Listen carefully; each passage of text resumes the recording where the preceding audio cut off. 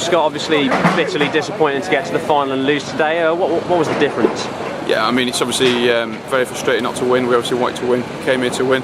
I think, Leicester, don't take anything away from them. They played really well. They executed the game plan very well. I think it was just those last 2 or 3 passes that seemed to go astray, forcing an error. I mean, you can see that we tried to play rugby, and obviously in the second half we were chasing the game, so we were trying a bit, maybe too hard at times and forcing that extra pass, or trying to get that continuity in our game, which we like to do. So yeah, I think we'll obviously look at the video and try and put those errors to bed and move on to next week. That last half hour when Saints were really on top, threatening to score, there was a lot of penalties. Is that just the street smarts of Leicester? Is that something that the Saints could maybe learn from?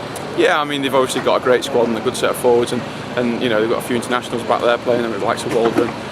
So there's a couple of guys now that've got a lot of experience. There's obviously myself, I've not played in the final before, so I'm yet to gain certain experience at that level. So, but that's the one positive I can take from it. It's a final. I've got my chance to play in it, and I've really enjoyed it. And it just shows how much of a good competition this is. And obviously we had the fans there today, which is brilliant. They always travel well.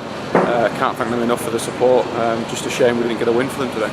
You mentioned it's been a great tournament for yourself and others as well. Is that the real positive to take out of this rather than winning or not winning the final? Yeah, obviously we're hugely disappointed we lost, but I mean, you've got to take that positive that there's players like myself and some of the younger players that have got a chance to get an experience at first team level and stake their claim for the coming few games. And I think it bodes massively well for the squad at the moment. We've got a great squad in place, and we've got such competitive players and in all positions, really 2 or 3 players for every position. So I mean, it just bodes well coming into the final end of the season, final few games of the season.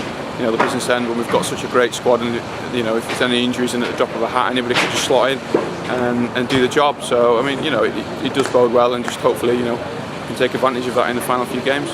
Those final few games, it's obviously never easy to pick yourself up from defeat, but does it help that you're straight back into the Premiership next week? Yeah, obviously you look to move on from here. I mean, there's nothing we can do right now. We've got to put it to bed, and we've got to go into next week all guns blazing. I think there'll be a lot of lads out there that'll be wanting to prove everybody wrong, and obviously try and repay everybody.